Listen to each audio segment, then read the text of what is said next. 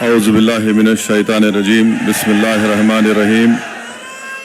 محترم حضرت مولانا خالد سیف اللہ رحمانی صاحب، صدر all India Muslim personal law board, شہ نشین پر تشریف فرما معزز مشائخین عظام، علماء کرام اور ہمارے وطن عزیز کے نمائندہ مسلم آرگنائزیشنز کے تمام ذمہ دار، میری عزت ماں ماں اور بہنوں، محترم حاضرین اکرام، ہم اور آپ نے ماشاءاللہ بہترین بصیرت و فروز خطابات کو سنا۔ میں صرف دو تین باتیں آپ کے سامنے رکھ کر اپنی بات کو مکمل کر لوں گا۔ بی جے پی نے ایک 16 پیجز کا ایک بکلیٹ نکالا ہے اور ایک 4 پیجز کا پامفلیٹ نکالا ہے، تو میں کوشش کروں گا کہ اس بکلیٹ کا اور یہ 4 پیجز کا ہم پورا اچھی طریقے سے، حلال طریقے سے پوسٹ مارٹم کر سکیں۔ تو اس میں بی جے پی نے اس 16 پیج کے بکلیٹ میں لکھا ہے کہ 70% وفد، تو ہم بھارت کے وزیر اعظم سے پوچھنا چاہتے ہیں، جب آپ اس بات کا اقرار کر رہے ہیں کہ 70% وقف کی جائیداد پر قبضہ ہو چکا ہے، تو آپ ان جائیدادوں پر جو لوگ قابض ہیں ان کو آپ مالک بنا رہے ہیں لمیٹیشن ایکٹ لگا کر۔ 70% اگر پراپرٹیز پر جو لوگ قابض ہیں، لمیٹیشن ایکٹ کے اپلیکیشن پر جو اپلائی ہو چکا ہے، اور مجھے یقین ہے کہ کئی ریاستوں میں ان کو میوٹیشن کروا کے ان کو مالک بھی بنا دیا گیا ہوگا، تو یہ قانون نریندر مودی وقف کو بچانے کے لیے نہیں لائے ہیں، وقف کے قابض لینڈ گرابروں کو مالک بنانے کے لائے ہیں۔ دوسرا، انہوں نے یہ کہا کہ پورے مسلم سماج کی تائید حاصل ہے۔ میں ان سے پوچھنا چاہتا ہوں، جو آپ کے ساتھ میں میر جعفر، میر صادق نہیں ٹھہرے، آپ کے سامنے ابو جہل، ابو لہب، یزید کھڑے ہوئے ہیں اور وقت کے فرعون کے ساتھ کھڑے ہوئے لوگ۔ یہ میں اور محب اللہ صاحب، ہم لوگ پارلیمنٹ کی کمیٹی کے رکن تھے۔ کشمیر سے میر وائز صاحب آئے اور کنیا کماری تک جتنے مسلم تنظیمیں ہیں، چاہے وہ جمعیت العلماء ہو، جماعت اسلامی ہو، اور بریلوی طبقے کے جمعیت المشائخ ہوں، اور جو شیعہ کے جتنے اوریجنل اور جنیون تنظیمیں ہیں، وہ سب اس بل کی مخالفت کیے۔ حتیٰ کہ بوری جماعت کے شیعوں نے بھی اس کی مخالفت کی۔ ہم پوچھنا چاہ رہے ہیں وزیر اعظم سے کہ آخر یہ کون سے لوگ ہیں جو آپ کے اس کالے قانون کی تائید کر رہے ہیں؟ بھارت کے 18-19 کروڑ مسلمانوں نے اس قانون کو مسترد کیا ہے۔ وزیر اعظم، ہم اس قانون کو قبول نہیں کرنے والے ہیں، یہ کالا قانون ہے جو ہمارے آئین کے فنڈامنٹل رائٹس کے خلاف ہے۔ دوسرا، نریندر مودی نے اپنے اس بکلیٹ میں لکھا کہ مسلمانوں میں 31% غربت ہے۔ ہم وزیر اعظم سے یہ بولنا چاہ رہے ہیں کہ یہ غربت اس لیے ہے کیونکہ آپ کی ذہنیت میں فرقہ۔ نریندر مودی ماشاءاللہ آپ سعودی عرب گئے ہیں، تو وہاں پر محمد بن سلمان سے یا حبیبی بول کے ملیں گے، اور دیکھ کر پہچانو۔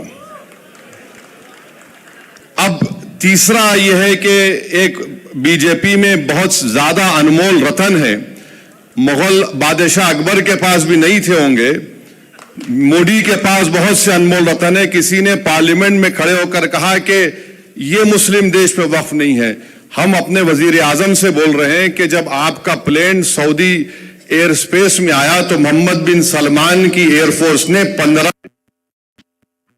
استقبال کیا، ہم ان کا شکریہ ادا کرتے ہیں۔ وہ محمد بن سلمان مدینہ شریف میں رسول اللہ مبارک کے آگے ایک بہت لکھا ہوا انگریزی میں وقف عثمان بن عفان رضی اللہ تعالیٰ عنہ. ہیں تو گلے ملتے وقت پوچھ لیں کیونکہ بورڈ لکھا ہوا ہے. تو ہر اسلامی ملک میں، مسلم ملک میں، چاہے وہاں پر جمہوریت ہو یا بادشاہت ہو، وفد کا تصور ہے اور رہے گا. تیسری بات انہوں نے کہی کہ غربت کے تعلق سے نریندر مودی نے مسلم اقلیتوں کے پری میٹرک اسکالرشپ کی اسکیم کو 9ویں اور 10ویں جماعت تک محدود کر دیا. پوسٹ میٹرک میرٹ کم مینز کا جو یونٹ کاسٹ، ایک اقلیتی بچہ اگر اسکالرشپ کے لیے اپلائی کرتا ہے تو ماہانہ اس کو 180 یا 200 روپے ملتے. 2000. پھر ان کا یہ بولنا کہ میں بکلیٹ کا پیج نمبر 7 بول رہا ہوں میڈیا کے لیے، اس میں انہوں نے لکھا کہ سیکشن 40 کو ہم نے اڑا دیا. ممبر تھے وزا نے جواب سیکشن 40 کا استعمال 30 سال میں 530 مرتبہ کے قریب ہوا ہے، جس میں سے تو یہ سیکشن ایک تصور کھڑا وقف ہو جاتی ہے سیکشن لکھ کر. یہ ان کا دوسرا جھوٹ. تیسرا پر انہوں نے لکھا کہ خواتین کے بارے میں کہ ہم خواتین کو ممبر جھوٹ بول رہے ہیں، ان کی سرکار جھوٹی ہے. 95 کم اب انہوں نے صرف 2 کر دیا اور یہ باجا کو ممبر بنا رہے ہیں. نریندر مودی، اگر آپ میں واقع میں بی جے پی میں مسلم خواتین سے محبت ہے تو میں آپ سے گزارش کروں گا کہ آپ بلخص بانو کو اپنے گھر میں بلا کر اپنے ہاتھ سے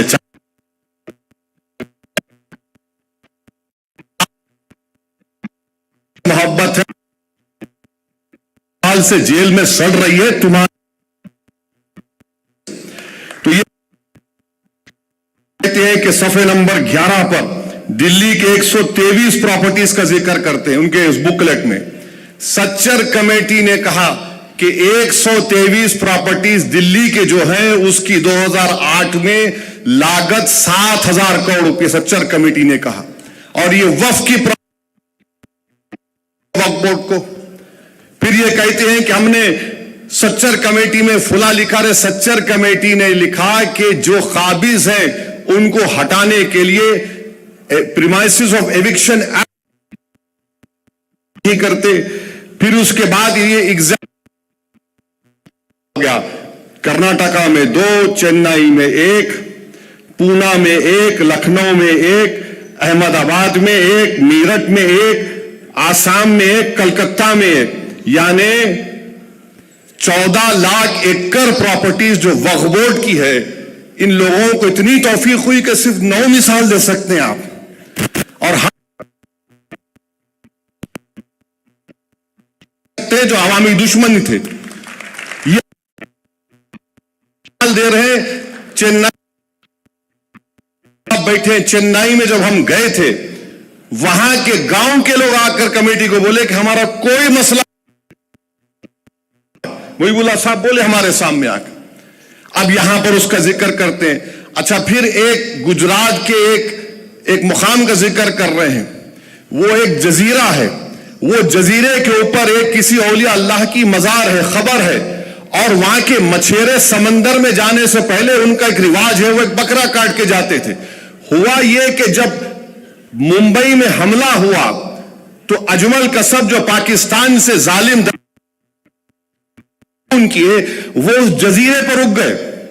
تو جب چھین لیں گے، ارے اس کا وہ دہشت گرد،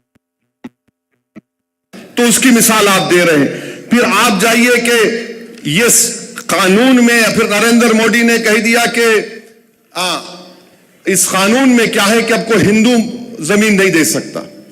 ابھی چلے گئے ہمارے پنجاب کے سکھ بھائی، سنگرور ایک گاؤں ہے جہاں پر ہندو دھرم کے ماننے والوں نے، ان کے گاؤں میں کوئی مسجد نہیں تھی تو انہیں زمین دی مسجد بنانے کی.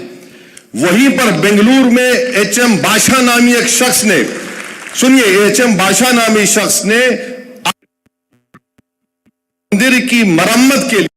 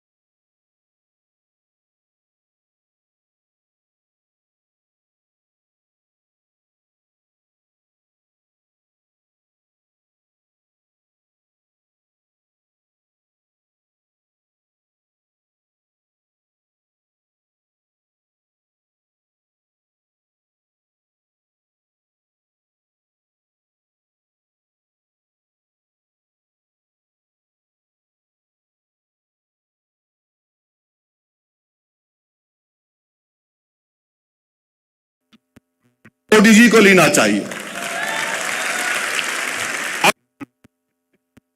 आपने ये कह दिया इस बुकलेट में, पैम्फलेट में, झूठ का पलिंदा बोल रहे ना मुसलमानों के लिए। अच्छा, क्या नुमाइंदगी दी उन सब लोगों को वक्फ बोर्ड में? तो बोलते हैं कि जो जो छोटे छोटे तबके उनको सबको मिलना चाहिए। आप बताओ आईबी में कितने मुसलमान है? एक मोहतरमा खाली आईबी में, एक साथ रखो ना आप। अब बोलेंगे देखो ओवैसी देश की सिक्योरिटी के बारे में सियासत कर रहा है। तुम मेरी मस्जिद किसके नाम पे सियासत करोगे? तुम मेरी ईमान नहीं तो मेरे अजीज दोस्तों और बुजुर्गों, फिर ये 5 साल का लुजूम, ये 5 साल का लुजूम हम वजीर आजम से पूछना चाहते हैं। ये 5 साल का लुजूम सिर्फ इस्लाम कबूल कर, कल अगर आप भी वफ सिंह है या गलत कबूल किया, उसको पूछा जाएगा जनाब आप प्रैक्टिसिंग है, क्या करेंगे आप? हम भारत के वजीर आजम से पूछते कि माशाल्लाह आप अपने मजहब के मुताबिक अपने धर्म, मगर क्या तो किस बुनियाद नहीं जा, कन्वर्ट हो या ना हो, उसमें कोई गलती रहेगी तो आप वो भी निकाल लेंगे। तो जितना ये कानून बनाया गया है, ये सिर्फ वक्फ की जायदादों को बर्बाद। शामली में मीडिया ने रिपोर्ट किया कि 18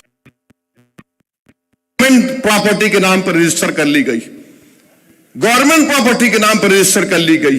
तो मेरे अजीज दोस्तों और बुजुर्गों, मेरी इज्जतदार और मां और बहनों, ऑल इंडिया ये जो प्रोग्राम पूरे मुल्क में आप इसका साथ दीजिए। और ये जो अबू लहब, अबू जहल और हमारे जितने ये जोकर हैं, अब इस अली किसी को मुतवली नहीं बना सकते। ये जो लोग मोदी की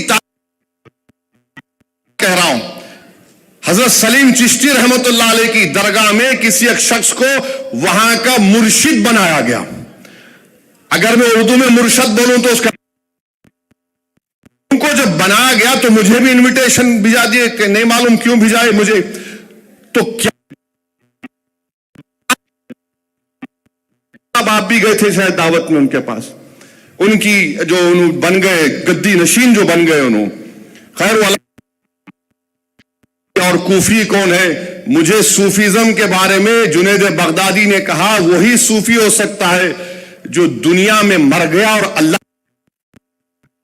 कर रहे हैं ये मोदी के लिए जिंदा है कि उनके पप्पा है वो। तो वहां पर ये जानशीन बना दिया तो आगे सकते। तो ये लोग एक तमाशा कर रहे हैं और जितने टीवी चैनल पर इन तमाम जोकरों को लाके बिठा रहे, ये तमाम के तमाम एक सेक्शन वक्फ बोर्ड की 70% जमीन पर बताओ हमको, आप कोई नहीं बता सकते। आरएसएस के जा रहा है ये और इस मुल्क के सेकुलरिज्म को, इस मुल्क की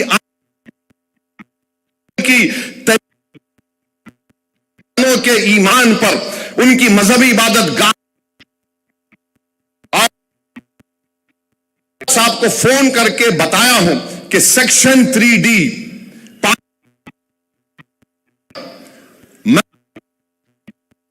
प्रोटेक्टेड मॉन्यूमेंट चले जाएंगे। दिल्ली के 180 एएसआई के मॉन्यूमेंट से वक्फ की ज्यादा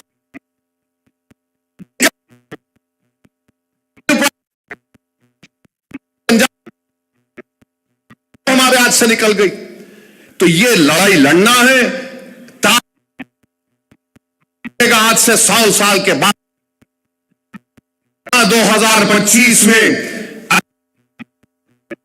हमारी बहनें उठ खड़ी हुई थी जिन्होंने जिस जगह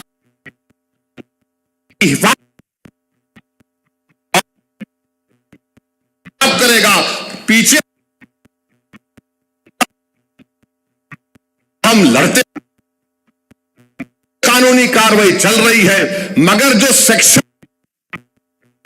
پراپرٹی روز اس کو کھو رہے ہیں۔ میں شکر گزار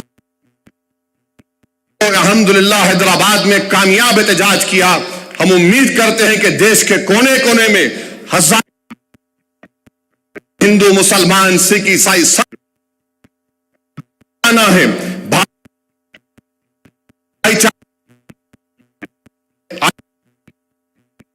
قانون کو شکست دے۔ وآخر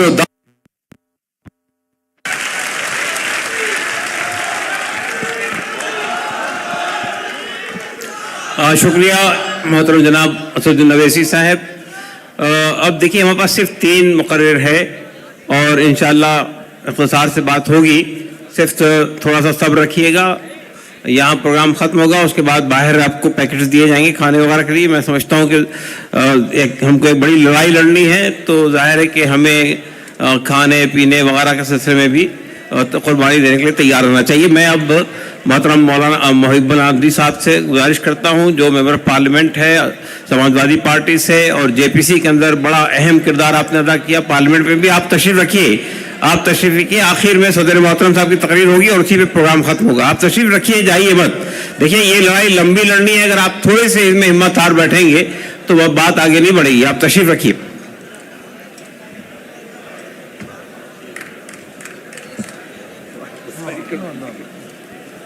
السلام علیکم ورحمۃ اللہ وبرکاتہ۔ الحمدللہ رب العالمین والصلاة والسلام علی سید الانبیاء والمرسلین محمد وآلہ وصحبہ وازواجہ ومن تبعہم ومن دعا بدعوتہ الی یوم الدین۔ عالی جناب صدر محترم صاحب حضرت مولانا فضل الرحیم مجددی صاحب،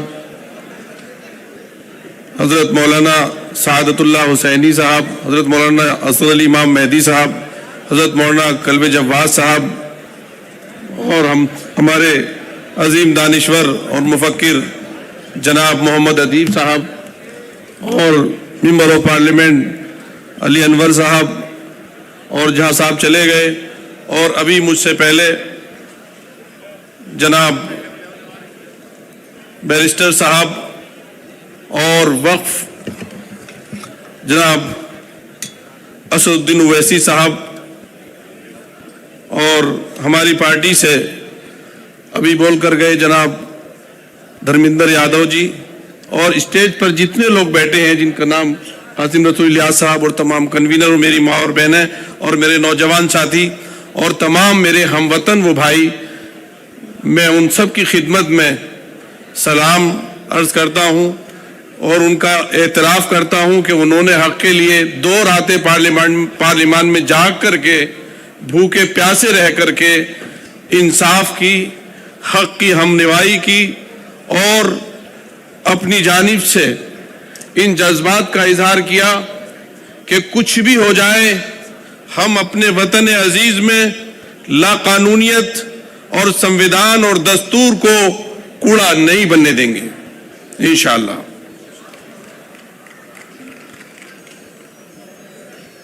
محترم اویسی صاحب نے جس جافشانی کے ساتھ، میں اس بات کا یہاں آپ سب لوگوں کے سامنے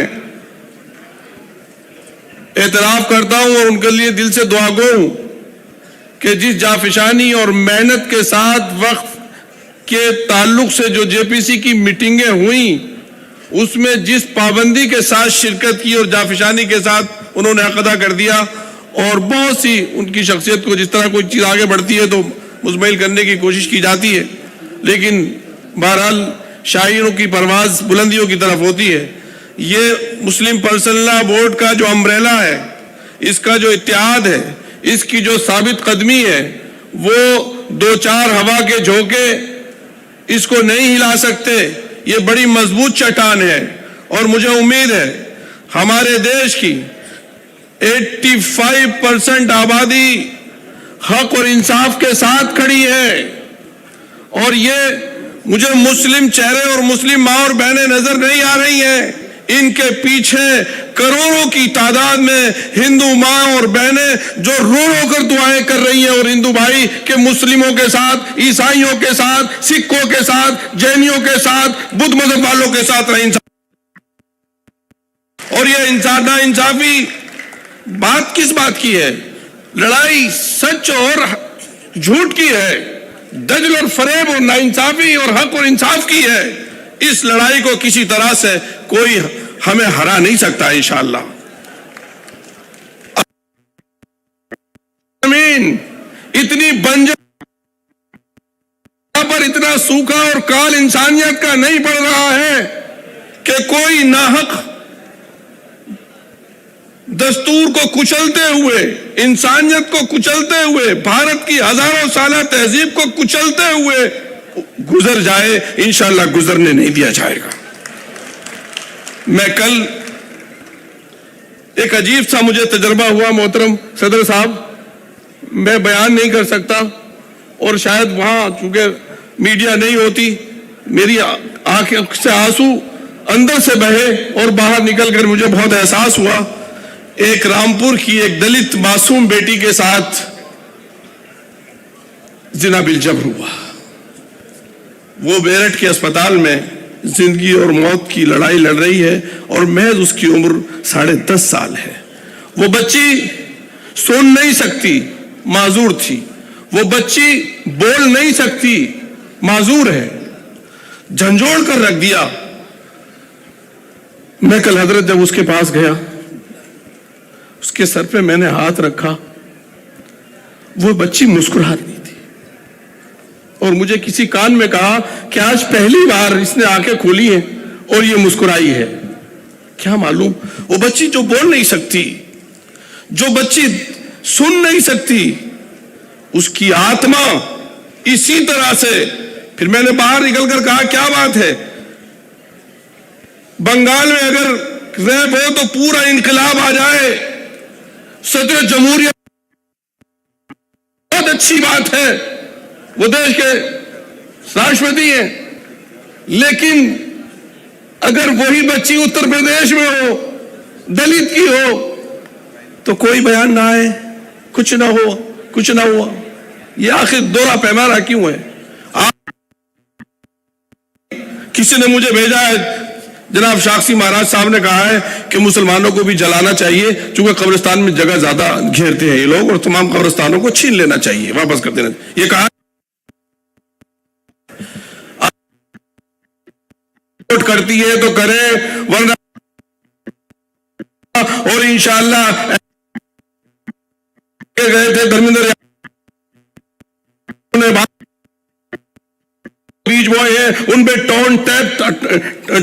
ٹین ٹاپ سے لے کر اور نیچے تک نمبر 1 تک سب کے سب کے لوگ ہیں۔ میں آر ایس ایس سے نہیں، گاندھی کا یہ محمد عربی صلی اللہ علیہ وسلم کو اس دیش سے پیار کی، محبت کی خوشبو آئی ہے۔ اس دیش کا کوئی انسان، کوئی نہیں ڈرتا تم سے۔ آپ یہ قانون کر لائے ہو، آپ نے یہ قانون بنایا ہے، مکاری کر کے بنایا ہے، عیاری کر کے بنایا ہے، آنکھوں میں دھول جھونک کر بنایا ہے۔ آپ دیش کی اس سب سے عظیم کمیونٹی کو، جس کے بزرگوں نے اس دیش کے لیے قربانیاں دی ہیں، ان کو نیچے کرنے سے کوئی نہیں ہوگا۔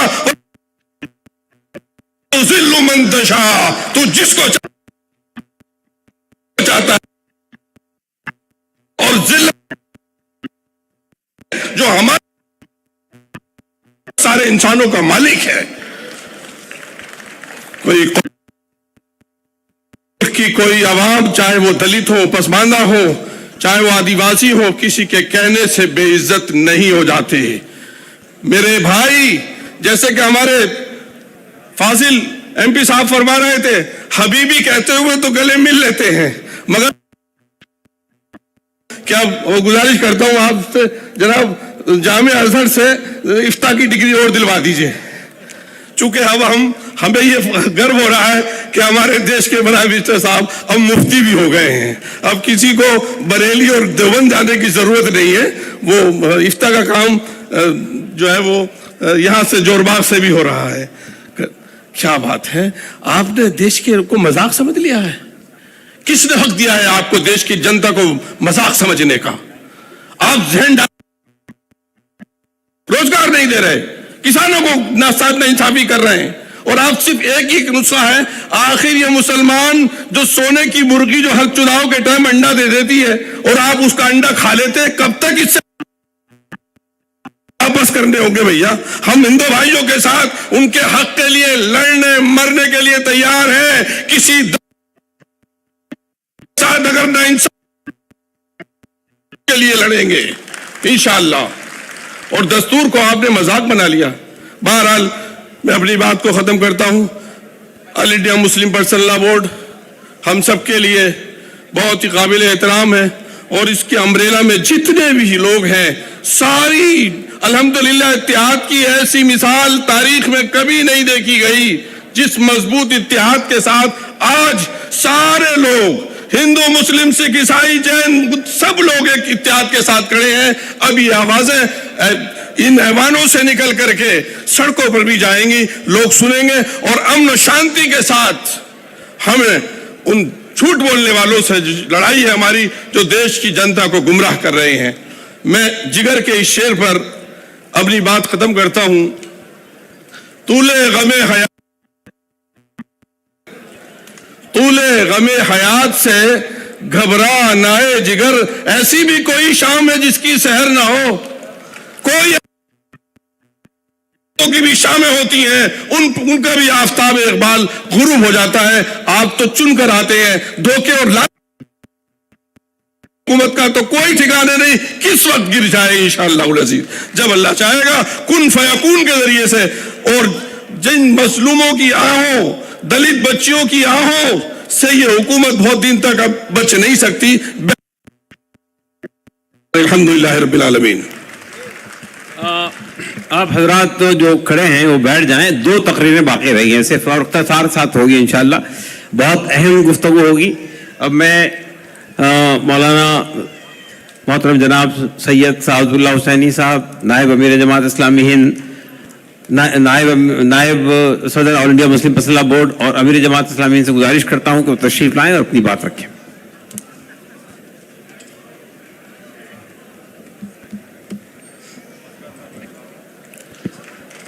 بسم اللہ الرحمن الرحیم. نحمدہ و نصلی علی رسولہ الکریم. صدر محترم, معزز مہمانان گرامی اور محترم سامعین بھائیوں اور بہنوں, بہت تفصیل سے ساری باتیں ہمارے سامنے آ چکی ہیں. اس ایکٹ کا نام بھارت کے عوام کو دھوکہ دینے کے لیے امید رکھا گیا ہے. یہ بات اب ہم پر اچھی طرح واضح ہو گئی ہے کہ یہ امید نہیں ہے بلکہ تفریق ہے, نفرت ہے, ناانصافی ہے, ظلم ہے, اور ان سب چیزوں کا راستہ اس قانون نے کھولا ہے. اس قانون کا اصل مطلب کیا ہے وہ خود اسی امید کے الفاظ میں شامل ہے. آپ یاد رکھیے ان چیزوں کو کہ امید کے یو کا مطلب ہے انکانسٹیٹیوشنل. یہ قانون اس ملک کے کانسٹیٹیوشن کے خلاف ہے, دستور کے خلاف ہے, دستور کے آرٹیکل 14 کے خلاف ہے, آرٹیکل 15 کے خلاف ہے, آرٹیکل 26 کے خلاف ہے, آرٹیکل 25 کے خلاف ہے, آرٹیکل 29 کے خلاف ہے, بلکہ دستور کی روح کے خلاف ہے, دستور کی سول کے خلاف ہے. انکانسٹیٹیوشنل. امید میں ایم, اس کا مطلب ہے مینیپولیشن, کہ اس ایکٹ کے ذریعے ہندوستان کے عوام کو دھوکہ دیا گیا ہے, اختیارات کا مینیپولیشن کیا گیا ہے, اور اب بڑے پیمانے پر وقف کی زمینوں کے مینیپولیشن کی تیاری کی جا رہی ہے.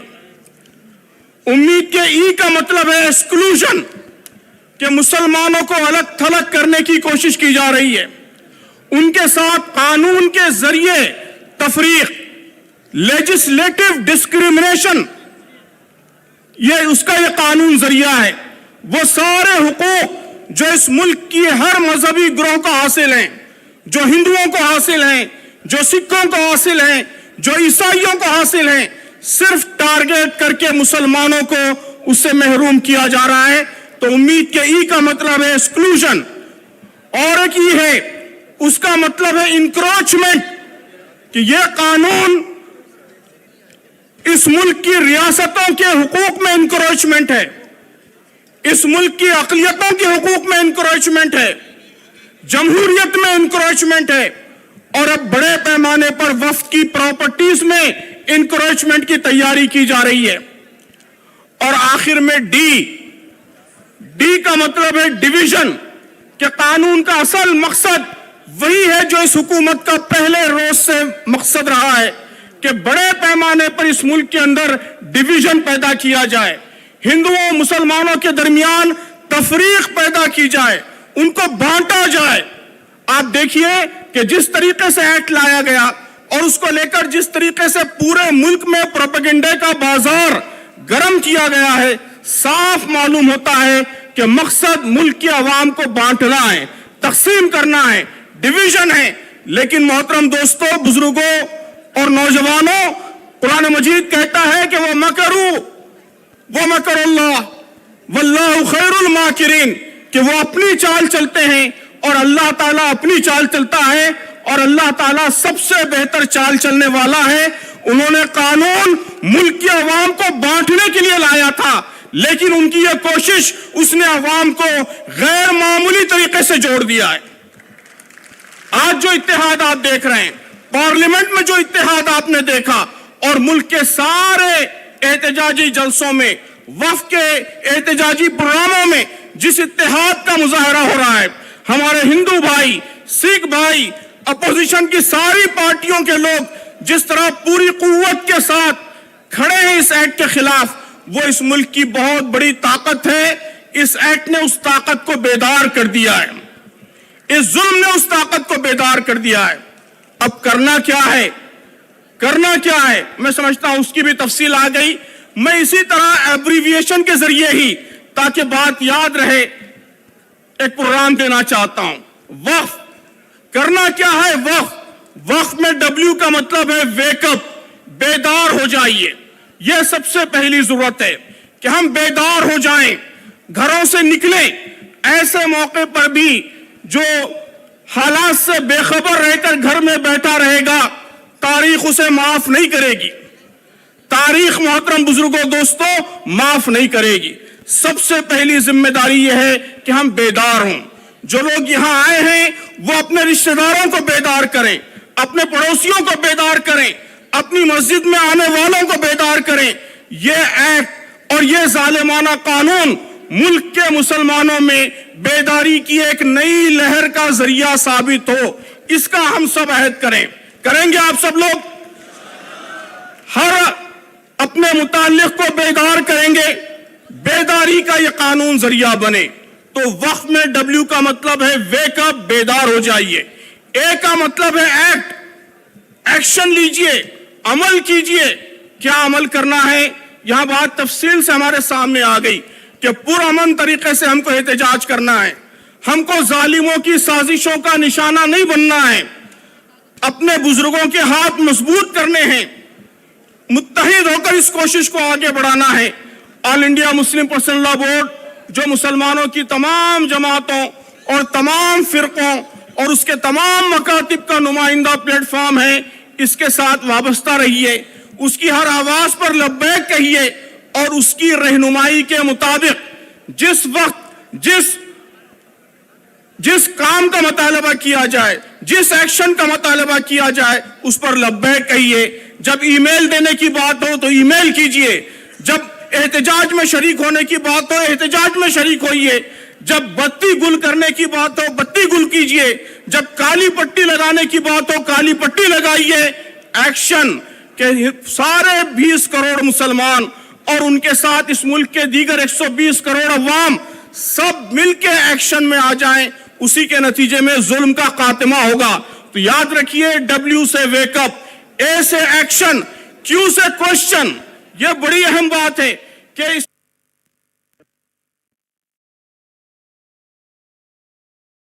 जगह जगह सवाल पूछिए। क्या सवाल पूछना है आपके सामने? अभी असदुद्दीन अवैसी साहब ने बातें रखी और हमारे मुकर्रिरीन ने बातें रखी। पार्लियामेंट के सेशंस में सवालात किए गए, ये बड़े चुभते हुए सवालात हैं और यकीन मानिए हुकूमत के पास इन सवालों का कोई जवाब नहीं है। कल आपने सुप्रीम कोर्ट में भी देखा, 2 सिंपल सवाल जजों ने किए, 2 सिंपल सवाल, और यह हुकूमत जो 8 महीनों से इस एक्ट का पिटारा, इस एक्ट का हंगामा खड़ा किए हुए है, उन सवालात का कोई जवाब हुकूमत के वकील के पास नहीं है।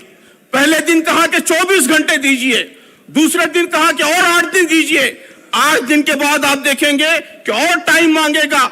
जवाब नहीं है हुकूमत के पास। आप कदम कदम पर सवाल पूछिए। आप पूछिए कि जिस तरह मुसलमानों के वक्फ में आप हिंदू नुमाइंदे मुकर्रर करना चाहते हैं, क्या आप मंदिरों के बोर्ड में मुसलमानों को नॉमिनेट करने के लिए तैयार हैं? सुप्रीम कोर्ट ने यही सवाल किया है। आप भी सवाल कीजिए, जगह जगह सवाल कीजिए। इस सवाल से ही आप बहस का रुख बदल सकते हैं। मीडिया में सवाल कीजिए, सोशल मीडिया में सवाल कीजिए। क्वेश्चन, ये तीसरा इंपॉर्टेंट प्रोग्राम है। वक्त में वेकअप, एक्शन, क्वेश्चन और आखिरी चीज है एफ। एफ का मतलब यह है कि फिक्सिंग द नैरेटिव, कि जो नैरेटिव चल रहा है, जो बयान की हर जगह राइज किया गया है, उसको बदलिए। क्वेश्चन के जरिए, दलाइल के जरिए और संजीदा मबाहिस के जरिए इस मुल्क की राय आम्मा को, इस मुल्क के पब्लिक ओपिनियन को मुतासिर कीजिए। तो ये 4 बातें याद रखिए। इसी के जरिए आप इंशाअल्लाह इस कानून को, इस जुल्म को एक बड़ी तब्दीली का जरिया बना सकेंगे। जैसा कि बात आई, मामला सिर्फ इस कानून का नहीं है, बल्कि मजालिम का एक तवील सिलसिला है। इंशाअल्लाह ये वक्फ कानून इस जुल्म के ताबूत में आखिरी कील साबित होगा। अगर हम सब ने इसी रुख पर कोशिशें की तो इंशाअल्लाह, जैसा कि यहाँ बहुत से मुकर्रिरीन ने तो यकीन का इजहार किया, ये एक नई सुबह का, एक नए दौर का आगाज इंशाअल्लाह साबित होगा। एक बार नारा लगाइए कि वापस लो, वापस लो, काला कानून वापस लो, काला कानून वापस लो, वक्फ तरमीमात वापस लो। बहुत शुक्रिया। जज़ाकल्लाह। अब मैं हज़रत मौलाना खालिद सैफुल्लाह रहमानी साहब, ऑल इंडिया मुस्लिम फैसला बोर्ड के सदर मोहतरम से गुजारिश कर रहा हूँ कि अपने इख्तितामी खिताब में हमें हौसला, हिम्मत, जुर्रत फराहम कीजिए। मौलाना खालिद सैफुल्लाह रहमानी साहब।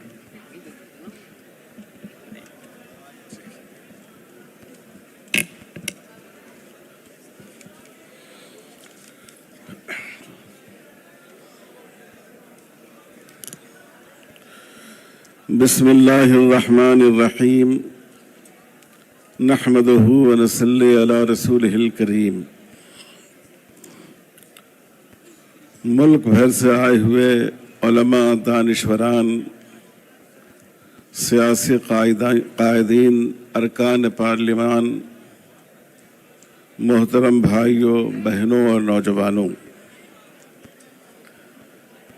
यह आपकी साबित कदमी की दलील है कि 10 बजे से आप हजरात यहाँ बैठे हुए हैं। गोया 5 घंटे से आप इस हाल में मौजूद हैं। अल्लाह ताला आपकी साबित कदमी को कायम रखे और जब तक हम अपनी मंजिल पर पहुँच नहीं जाएं, अपने आप को साबित कदम रखें।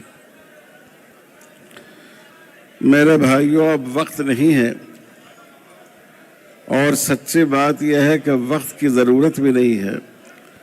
सारी ज़रूरी बातें बहम्दिल्लाह आ चुकी हैं। आखिर में मैं चाहता हूँ all India Muslim personal law board की तरफ से बोर्ड के जो जिम्मेदारान यहाँ बैठे हैं उन जिम्मेदारों की तरफ से और जो दानिशवरान यहाँ शहनशी पर आपकी रहनुमाई के लिए आए हैं उनकी तरफ से आपके लिए बहुत ही मुख्तसर पैगाम मैं आपको दूं। पहला पैगाम यह है, यहाँ से निकलने के बाद जैसा कि हमारे बाज़ दोस्तों ने कहा, ये क्या हंगामा हो रहा है? खाने की तकसीम वगैरह शुरू हो गई है क्या? जी, बहुत से दोस्तों ने यहाँ आपसे कहा, बहुत सही कहा, अगर इस मुल्क में 80% गैर मुस्लिम भाइयों को माना जाए और 20% मुस्लिम कम्युनिटी को माना जाए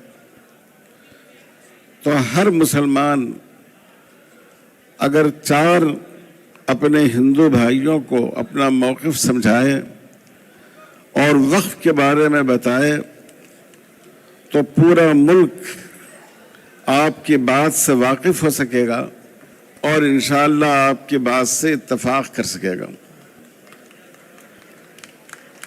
सब लोग यहाँ से ये इरादा करके उठिए, मर्द हों, औरतें हों, बड़े हों, जवान हों, कि हम में से हर आदमी कम से कम 4 अफराद को इस कानून की हकीकत के बारे में समझाएंगे और उनकी गलतफहमियों को दूर करेंगे। हुकूमत ये गलतफहमी पैदा कर रही है कि मुसलमान कहता है, वक्फ का कानून कहता है कि जहां वो हाथ डाल दे वो वक्फ हो जाए। आप उनसे कहिए कि हमारे यहाँ वक्फ की बुनियाद ये है कि इंसान जिस चीज़ का मालिक हो उसी को वक्फ कर सकता है, जिस चीज़ का मालिक नहीं हो उसका वक्फ वो कर ही नहीं सकता है। तो इसलिए यह निरा प्रोपेगेंडा है कि जहां पर वक्फ बोर्ड हाथ डालता है वो वक्फ कहलाती है वो चीज़। दूसरी बात बार बार ये कही जा रही है कि इस कानून का मकसद वक्फ का प्रोटेक्शन है, उसकी हिफाजत है। आपने बहुत सी बातें सुनी, मोटी मोटी बात यह है कि लिमिटेशन एक्ट से जो इस्तिस्ना था वक्फ का, जिसका फ़ायदा यह था कि वक्फ पर जो पुराने नाजायज़ कब्ज़े थे उन कब्ज़ों को भी हटाया जा सकता था। इस कानून में मुसलमान वक्फ पर भी लिमिटेशन एक्ट आयद कर दिया गया है। तो इसका नतीजा ये होगा कि अगर वक्फ की किसी ज़मीन पर 50 साल से भी नाजायज़ कब्ज़ा है तो आप उस कब्ज़े को हटा नहीं सकेंगे। 12 साल से अगर किसी का नाजायज़ कब्ज़ा है तो आप उसको हटा नहीं सकेंगे। उस नाजायज़ कब्ज़े को उसका जायज़ कब्ज़ा बना दिया जाएगा। आप सोचिए कि ये कितना बड़ा नुकसान है। आपने अभी सुना, जो मस्जिदें हैं, जो मकाबिर हैं, जो आसार कदीमा में आते हैं वो वक्फ हैं। अब इसका नतीजा यह होगा कि आसार कदीमा की तमाम मस्जिदें, हमारे मुल्क की बड़ी बड़ी मस्जिदें जिनको देखने के लिए लोग दुनिया के गोशे गोशे से आते हैं, ये सब वक्फ के दायरे से निकल जाएंगी। और अगर खुदा न खास्ता कभी कोई पागल हुकूमत आई, जैसी हुकूमत इस वक्त है, और उसने आप पर पाबंदी लगा दी कि यह मस्जिद वक्फ के दायरे में नहीं आती है, आप इसमें नमाज नहीं पढ़ सकते हैं, तो आप नमाज नहीं पढ़ सकेंगे। तो ये कहना कि ये कानून वक्फ की हिफाजत के लिए है, बिल्कुल धोखा और गलत है। तीसरी बात ये कही जा रही है कि इसका ताल्लुक इंतज़ाम से है, मजहब से नहीं है। ये भी बिल्कुल झूठ है। इसी कानून में ये बात कही गई कि जब तक 5 साल से प्रैक्टिसिंग मुसलमान न हो, अमली मुसलमान न हो, उस वक्त तक उसका वक्फ करना मोतबर नहीं होगा। अगर वक्फ का ताल्लुक मजहब से नहीं होता تو یہ عملی مسلمان ہونے کی شرط آپ نے کیوں لگائی؟ اسی قانون میں آپ نے یہ بات بتائی کہ اگر کوئی غیر مسلم کاز کے لیے، اسلامی مقاصد کے لیے وقف کرے تو وہ وقف معتبر نہیں ہوگا۔ اگر اس قانون کا مذہب سے کوئی تعلق نہیں ہوتا تو وقف کرنے والے کے لیے مسلمان ہونے کی شرط لگانا، جو بالکل بیجا شرط ہے، اور انسان کی جو ذاتی آزادی ہے، شخصی آزادی ہے، اس پر حملہ کرنا ہے، یہ آپ نے اس قانون میں کیوں رکھا؟ کہا جاتا ہے کہ اس وقت قانون 2025 کا مقصد غریبوں کی مدد کرنا ہے۔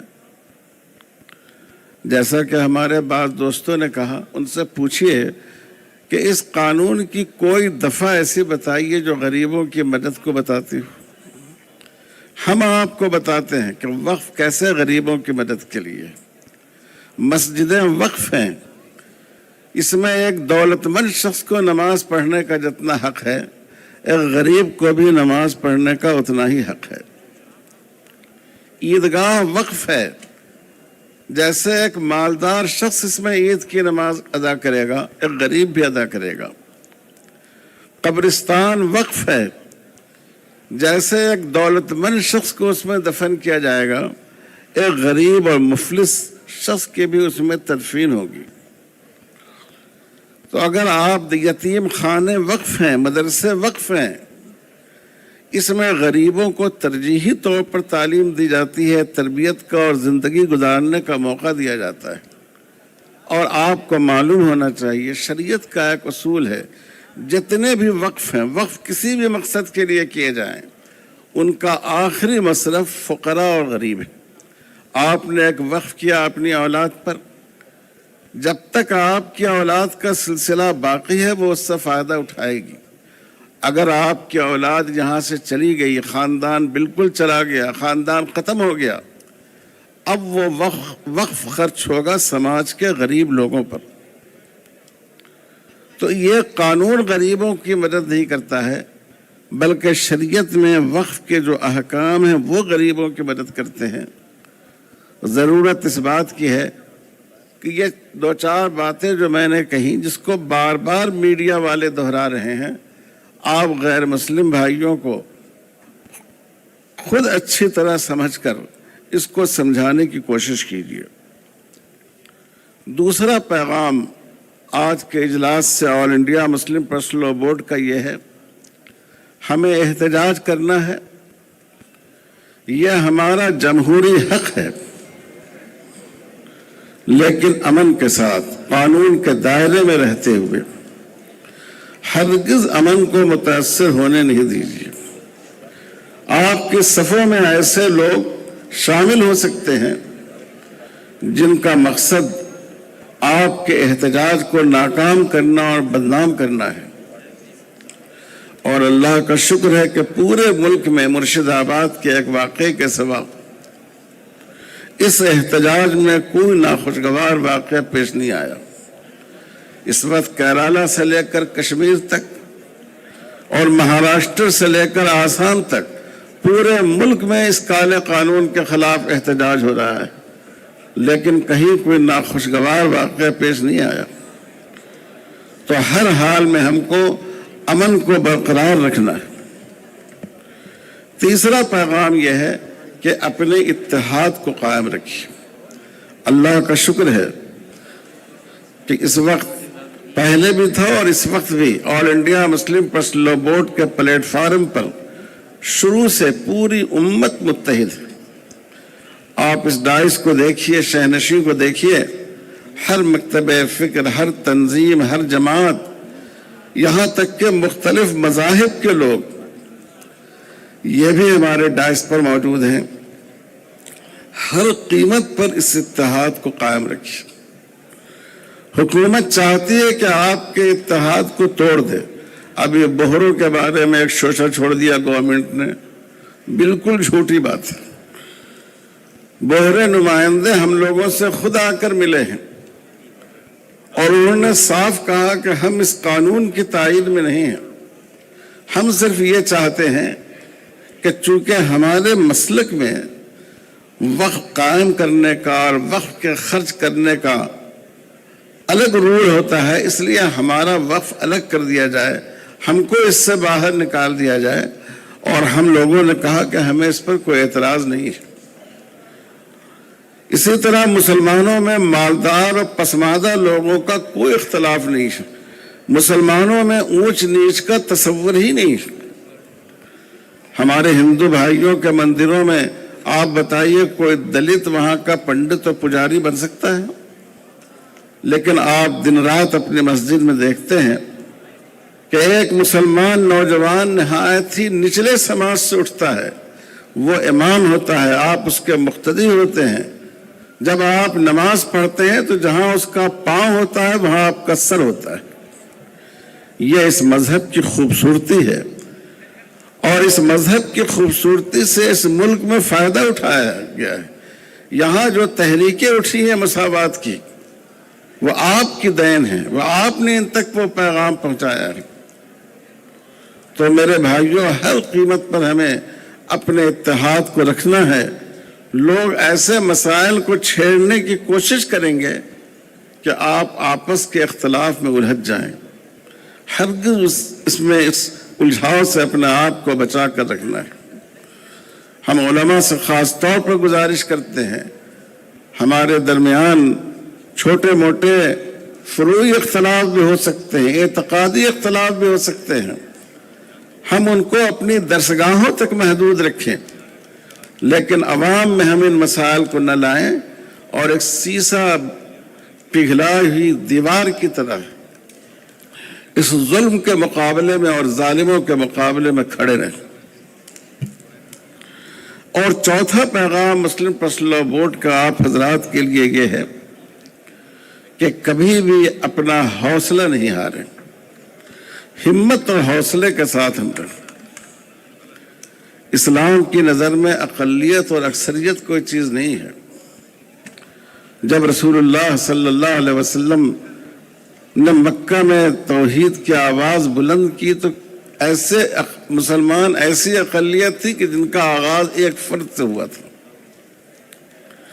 لیکن ہمارا حوصلہ ہمیشہ قائم رہنا چاہیے، اور all India Muslim personal law board جو ہدایت دے اس کے مطابق ہماری درخواست ہے کہ آپ سب اس پر عمل کریں۔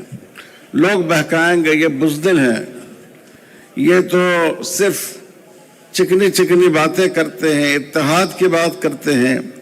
آپ ایسی باتوں سے گمراہ نہ ہوئیے۔ آپ دیکھ رہے ہیں یہ جو آپ کے قائدین ہیں آج شیروانی اور عبا پہن کر آئے ہیں، لیکن ضرورت پڑی تو یہ کفن پہن کر بھی آئیں گے۔ آپ اپنے آپ کو اس بات کے لیے تیار رکھیے کہ آج آپ کے ہاتھوں میں گھڑی ہے، اور ضرورت پڑی تو ہم اپنے ہاتھوں کے لیے ہتھکڑیوں کو بھی قبول کریں گے۔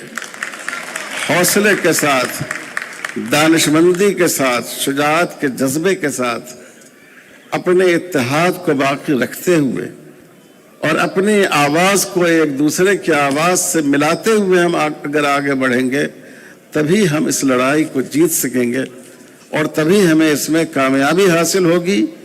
آپ یہ مت سمجھیے کہ اس اجلاس پر یہ بورڈ کا یہ پروگرام ختم ہو گیا۔ یہ لمبی لڑائی ہے، اس کو دور تک لڑنا ہے اور دیر تک لڑنا ہے اور مل جل کر لڑنا ہے۔ جب مسلم پرسنل لاء بورڈ آپ کو جو پیغام دے اس پیغام پر آپ لبیک کہیے۔ آگے بڑھنے کو کہا جائے تو آگے بڑھیے، اور پیچھے ہٹنے کو کہا جائے تو ڈسپلن کے تحت اور انتظام کے تحت پیچھے ہٹیے۔ اللہ تعالی ہم سب کو اس کی توفیق عطا فرمائے، ہماری وحدت کو برقرار رکھے، اور ہماری ہم سب کی مہم کو کامیابی سے ہمکنار فرمائے۔ ربنا تقبل منا انک انت السمیع العلیم، وصلی اللہ علی خیر خلقہ محمد وعلی آلہ واصحابہ اجمعین، والحمد للہ رب العالمین۔ دو چار اعلانات ہیں، آپ سنیے گا۔ پہلی بات تو یہ ہے کہ آج ہمارے پاس جو لسٹ تھی اس میں کئی ایسے نام تھے جن کو اظہار خیال کرنا تھا۔ وزیر علی صاحب کا نام تھا، ایڈوکیٹ बलराज सिंह साहब का नाम था, हमारी जो उत्तराखंड से जो टीम आई थी उनके लोगों को भी बात रखनी थी, लेकिन अब वक्त की तंगी की वजह से हम वो वक्त नहीं दे सके। लेकिन बहरहाल यहाँ से वाज़ेह पैगाम दिया गया है, मेरे ख्याल से आप इसको याद रखेंगे। मैं ऐसे भी एक बात याद दिलाना चाहता हूँ, ये मुहिम जो चल रही है उसका एक अहम मरहला अभी सामने आने वाला है। वो 30 अप्रैल को हमने में बत्ती गुल का प्रोग्राम रखा है।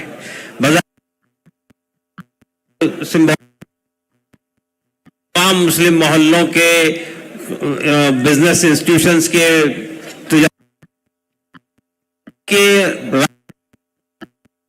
अगर आप अपना लाइट बंद कर देंगे तो एक बहुत वाज़ेह पैगाम जाएगा कि मुसलमान इस कानून के खिलाफ है।